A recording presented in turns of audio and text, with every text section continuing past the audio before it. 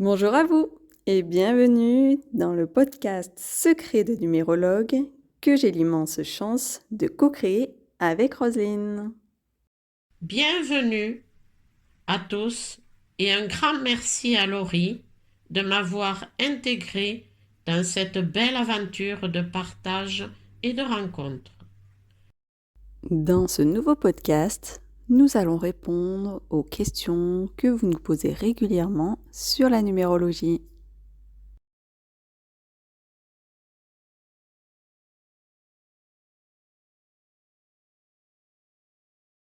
Le plus important pour choisir son numérologue est d'abord d'avoir eu un bon contact avec lui, soit par téléphone, soit de visu lors d'un salon de bien-être, soit d'avoir eu des retours par d'autres consultants. Ce n'est pas la méthode numérologique employée qui est importante, car elles sont issues toutes à la base de la même source.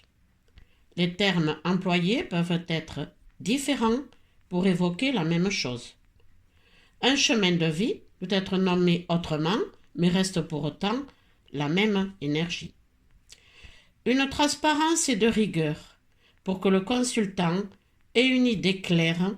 De même, le numérologue doit avoir les qualités d'écoute, d'empathie, de respect des choix et des croyances, être un guide et pas être dans la prise de pouvoir, ainsi laisser le libre arbitre au consultant.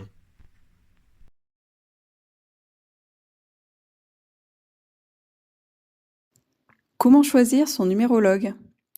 C'est une vraie question qui n'est pas des plus simples à répondre. Je vais vous donner quelques pistes qui pourraient vous y aider. La première piste serait: qu'est-ce que ce ou cette numérologue dégage? Est-ce que c'est lumineux comme de la positivité ou c'est beaucoup moins lumineux et ça tend vers du négatif? Être attentif à sa façon d'être, à sa posture ou encore à ses paroles, c'est des éléments clés. C'est beaucoup plus simple lorsque l'on est sur un salon ou lorsque l'on échange avec la personne. Mais il est également possible de percevoir cela sur des photos de profil, même si sur une photo de profil, on se met dans les meilleures conditions. La deuxième piste serait de regarder la prestation proposée. Et comme nous l'avons abordé lors d'un précédent podcast, la numérologie n'a pas vocation à prédire l'avenir, mais bien de vous décrypter et de vous révéler de précieuses informations en lien avec la connaissance de soi ou le calendrier de vie qui porte certaines ambiances. La troisième piste serait le bouche à oreille, car parfois les meilleurs ne sont pas forcément ceux qui sont les plus visibles ou qui se mettent en avant sur les réseaux sociaux ou ailleurs. Donc demander autour de vous, c'est quelque chose qui peut être une excellente idée. Quoi qu'il en soit, choisissez un ou une numérologue avec qui vous souhaiteriez aborder votre thème complet de naissance qui comprend des précieuses informations personnelles.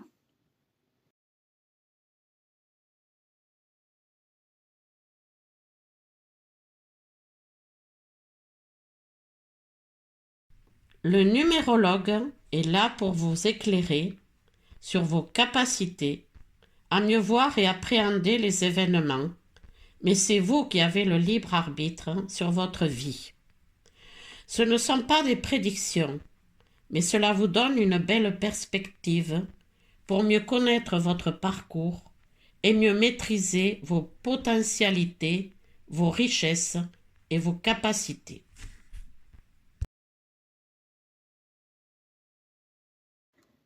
Pour répondre à la question du rôle du numérologue, alors le numérologue est une personne accompagnante qui vous transmet de précieuses informations vous concernant et qui ont été révélées par les nombres.